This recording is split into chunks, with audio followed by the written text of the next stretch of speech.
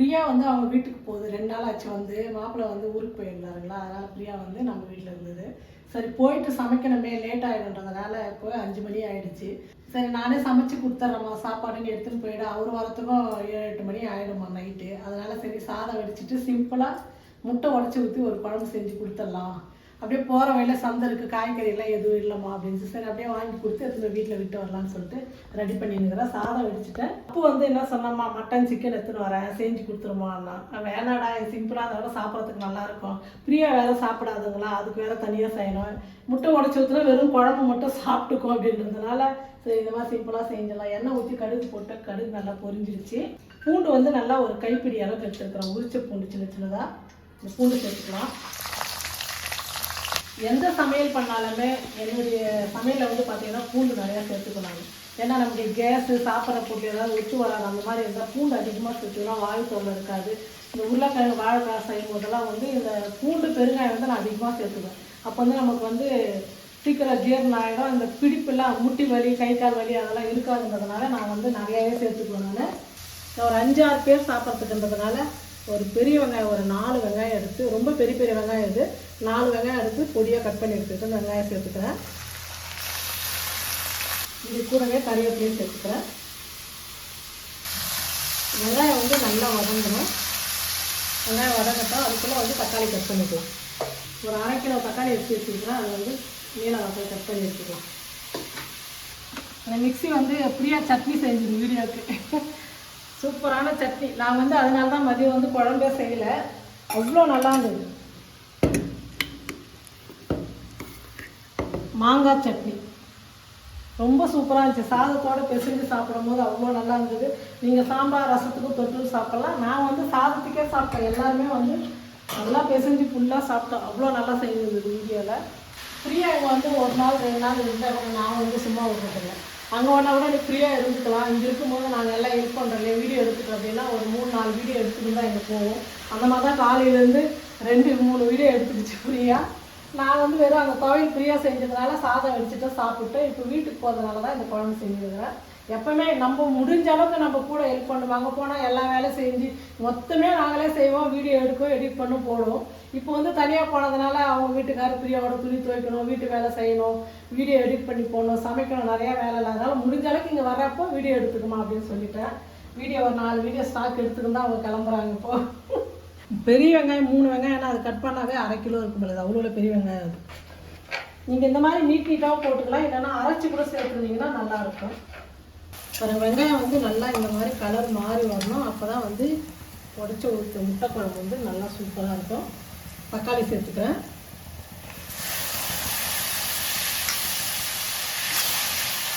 தக்காளியும் நல்லா வதங்கிட்டேன். குட்டியாக ஒரு தோட்டம் வைக்கலாம் அப்படின்னு சொல்லிட்டு ரெடி பண்ணோம். எல்லாம் வாங்கிட்டு வந்து அப்படியே வச்சுட்டு இருக்கிறோம். ஆனால் இன்னும் எதுவுமே வந்து செட் பண்ணவே இல்லை. மழை வேறு 2 நாள் வந்துச்சா, மண்ணெல்லாம் கொட்டி எல்லாமே ஈரமாகிட்டு அப்படியே பிடிச்சிக்கிச்சு மண்ணை. இங்கே வந்து கொய்யா செடி வைக்கலாம், அங்கே தோட்டம் வைக்கிற இடத்துல செடி வாங்கணும் இல்லையா, அங்கே கேட்டால் இந்த பேக்கில் வைங்க செடி நல்லா வரும். இது வந்து ஒட்டு செடியா, ஒரு 6 மாதத்துலேயே காய்க்கும்னு சொன்னாங்களா. பேக் எவ்வளோமா? இந்த பேக் வந்து 120 ரூபா. அதுதான் சொன்னாங்க. இது அந்த பிளாஸ்டிக்கே 120 ரூபா. அதுவே 120 ரூபா. அதனால நீங்கள் இதை வாங்கிக்கிங்க, வேரெல்லாம் விட்டு நல்லா வரும் அப்படின்னாங்க. இப்போ வந்து பிரியா என்ன பண்ணி, ஆனால் எதுவாக இருந்தாலும் வெயில் மழை தொடர்ந்து படும்போது இதுவாகிடும். ஆமாம் இதுவாகிடும். என்ன பண்ணுறது.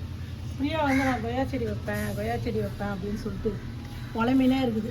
பிரியா முக்கியமாக நான் இந்த செடி தான் சொன்னேன். சாமந்தி செடி, செவ்வந்தி செடியா ஏதோ ஒன்று நான் தான் வாங்க சொன்னேன். ஒரே ஒரு செடியில் நாங்கள் 4 செடி வாங்கிட்டு வந்துருக்கோம். ஆனால் 2 வந்து என்ன பூன்னு தெரியல. ஒரே தொட்டியில் 4 செடி வர மாதிரி வாங்கிட்டு வந்துட்டோம் ஸ்மார்ட்டாக. எனக்கு அது வைக்கிறதுக்கு விருப்பம் இல்லை. எங்கள் அம்மா வந்து மாற்றி சொல்லிட்டாங்க. செடி வைக்கணும்னு ஆசையாக இருந்தது. காரணமே அந்த கோகோ பீட் இருக்குல்ல, அதை தண்ணி ஊற்றிட்டு நம்ம சொரிஞ்சு நல்லாயிருக்கும். அப்புறம் இந்த செடியை வைக்கணும்னு ஆசையாக இருந்துச்சு. அதனால தான் சரி அப்படின்னு நான் வந்து சொன்னேன். சரி கொய்யா செடி வைக்கலையா நீ? அதையும் காட்டுறாங்க. நான் தான் போட்டேன் 10 இல்லையே. எல்லாரும் அம்மா வீடியோவில் வந்து என்ன தெரியுமா பண்ண போகிறாங்க, ஏமா நீ உன் வீட்டில் இருக்கவே மாட்டியா அப்படின்னு கேட்க போகிறாங்க. ஒன்றும் இல்லை, என்னோட ஹஸ்பண்ட் வீட்டில் இருந்தாலும் தனியாக இருக்கணும் இல்லையா, அதனால நான் வந்து அம்மா வீட்டுக்கு வந்துருக்கேன். வேலைக்கு தான் நீ கேட்டியா? உடம்பு பிரச்சனை இல்லையா, எவ்வளோ ரிஸ்க்கான வேலை. இதனால என்ன வருது உனக்கு? ஜாலியாக இருக்கும். அது தண்ணி ஊற்றும் போது அப்படியே ஃபுல்லாக உறிஞ்சிடும். அப்புறம் அது ஊறினதுக்கு அப்புறமா திரும்ப அது உடைக்கணும் உட்காந்து. இங்கே பாரு போட்ட நீ வரல, நானே எடுத்து போட்டேன். வேறு அடியில் பிடிக்கணும்ல. என்னாச்சுன்னே தெரியல, நல்லா வந்தது அப்புறம் அப்படியே பழுத்து போகுது. ஈரம் ஃபுல்லாக இருக்கிறதுனால அந்த மாதிரி இருக்கா என்னன்னு தெரியலடா. போட்டால் இப்படி பிடிங்க, வேறு இடத்துல வச்சு பார்க்கலாமா? பழுத்து போச்சு. ஒரு பக்கம் குழம்பு வச்சுட்டு ஒரு பக்கம் பண்ணுற வேலை பாருங்க ரெண்டு பேரும் கார்டனில். பாருங்கள், வெங்காயம் தக்காளிலாம் வந்து நல்லா வதங்கி நல்லா கிரேவி மாதிரி வந்துடுச்சு. இப்போ வந்து நம்ம மிளகாத்தூள் எல்லாம் சேர்த்துக்கலாம். இது சின்ன ஸ்பூனுன்றதுனால நான் 1.5 டீஸ்பூனு மிளகாத்தூள் சேர்த்துக்கிறேன். நீங்கள் பெருசாக இருந்தால் 1 டீஸ்பூன் சேர்த்துக்கோங்க. மல்லித்தூள் 1 டீஸ்பூன், கரம் மசாலா ஒரு 1/2 டீஸ்பூன் சேர்த்துக்கிறேன். உப்பு வந்து தேவையான அளவு சேர்த்துக்கலாம். இப்போ மிளகாத்தூள்லாம் சேர்த்ததுக்கப்புறம் 1 நிமிஷத்துக்கு வந்து நல்லா வதங்கிட்டோம்.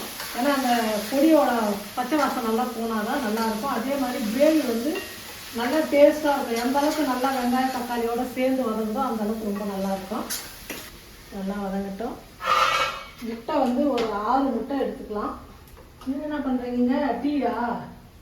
ஓ, நான் செடி வைக்க போயிட்டு அதை எடுத்து வச்சுட்டு வரதுக்குள்ள டீ தூள் போட்டாச்சா? நீ டீ கொதிச்சினே இதை கொஞ்சம் வதக்கி விட்டுது. நான் அதுக்குள்ள அந்த கொய்யா செடிக்கு மண் வாரி போட்டு வந்துடுறேன். சுறுசுறுப்பாக வேலை பாருன்னா சொங்கி மாதிரி வேலை பார்த்துட்டு இருக்கேன். இல்லை அப்படியே வேணான்னு சொன்னாங்க. நான் தான் ஒரு ஆரோக்கியம் தனமா சரி வச்சு தண்ணியை ஊற்றி பண்ணிட்டேன். அந்த 3 செடி எதுக்கு இப்போ நான் பண்ணிட்டு இருக்கு? அது பாட்டுக்கு சிவனேன்னு இருந்துச்சு. 3 செடியை வச்சு பண்ணி விட்டு போயிடு. இங்கே தான் வைக்கணும். அப்போ மண்ணில் வைக்க போறீங்களா? மண்ணில் ரோஜா செடி வைக்கிறேன்னாங்க என்கிட்ட. இங்கே மட்டும் இந்த கொஞ்சம் இடத்துல அந்த 2 செடி. அங்கே தான் ரோஜா செடி வைக்கிறேன்னாங்களே. அது பக்கத்தில் தான் ரோஸ். இங்கேருந்து அங்கே ஓடிட்டாங்க அம்மா 2 நிமிஷத்தில். அதுக்கு முன்னாடி எல்லாம் ரெடி பண்ணிட்டாங்கல்ல. எல்லாம் ரெடி பண்ணி வச்சுட்டு தொட்டியெல்லாம் ஒரு ஓர்ஸெல்லாம் வச்சுட்டு அதுக்கப்புறம் அம்மா வந்து சொல்லுவாங்க. நம்ம மிளகாத்தூள்லாம் சேர்த்தோம்ல, இந்த மசாலாலாம் நல்லா பச்சை வாசம் போகிற அளவுக்கு நல்லா வதக்கி எண்ணெய்லாம் அப்படியே நடந்து இந்த சமயத்தில் நம்ம தண்ணி ஊற்றினா நல்லாயிருக்கும்.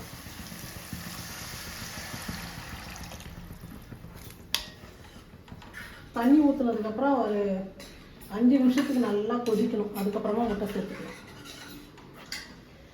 குழம்பு கொதிக்கிட்டோம். அங்கே பாரு, அப்பா டீ போட்டாங்க. நீ போய் டீ குடிச்சிட்டு அப்புறமா வீடியோ எடுத்துக்கலாம். சூடா தூக்கம் வருது இல்லை, ஆனால் டீ போட்டேன். தூக்கம் வருதுங்களா? வீடியோ எடுக்க சொன்னால் தூக்கம் வருது, தூங்க போகிறோம், அதனால டீ வச்சுட்டியா? ஒரு டீ கொடுக்கறதுக்கு என்னெல்லாம் சொல்றீங்க? எனக்கா? ஏமா நீ குடிக்கிற? எனக்கு மட்டும் தான் நம்ம போட்டாங்கன்னு சொன்னேன். எப்போ டீ வச்சாலும் பங்குக்கு வந்துடுறேன். டீ குடிச்சிடுவா, அதுக்குள்ளே குழம்பு கொதிக்கிட்டவா. குழம்பு வந்து நல்லா கொதிச்சிடுச்சு. இப்போ வந்து ஸ்டவ் வந்து ஃபுல்லாக குறைச்சி வச்சுட்டு முட்டையை உடச்சி ஊற்றிக்கலாம். தனித்தனியாக ஊற்றணும்டா முட்டை, அப்போ தான் அது வந்து உடஞ்சி வராது. இல்லைன்னா குழம்பு ஃபுல்லாக வெறும் முட்டையை தனித்தனியாக பிரிஞ்சிடும். முட்டை வந்து உடச்சி ஊற்றியாச்சு. ஒரு 2-3 நிமிஷத்துக்கு வந்து மூடி போட்டு மூடிடலாம். முட்டை வந்து அப்படியே வேகட்டும். கரண்டி போட்டு கலக்கக்கூடாது. முட்டை வெந்ததுக்கப்புறம் நம்ம திருப்பி போட்டு ஒரு 2 நிமிஷம் கொதிக்க வச்சா முட்டை உடச்சி ஊற்றின குழம்பு வந்து ரெடி ஆகிடும். கொதிக்கிட்டோம் நல்லா. முட்டைலாம் வந்து குழம்பு வந்து சூப்பராக ரெடி ஆகிடுச்சு. நம்ம ஊற்றின முட்டை பாருங்கள் அப்படியே முழுசாக இருக்குது. அப்படியே கரண்டி போட்டு கலக்காமல் நம்ம அந்த மாதிரி பண்ணும்போது முட்டை வந்து நல்லா இருக்கும். இப்போ ஸ்டவ் ஆஃப் பண்ணிடலாம். முட்டை குழம்பு ரெடி ஆகிடுச்சு. இப்போ ஒரு பாக்ஸில் ஊற்றி எடுத்துன்னு ஃப்ரீயாக விட்டு கிளம்ப வேண்டியது தான்.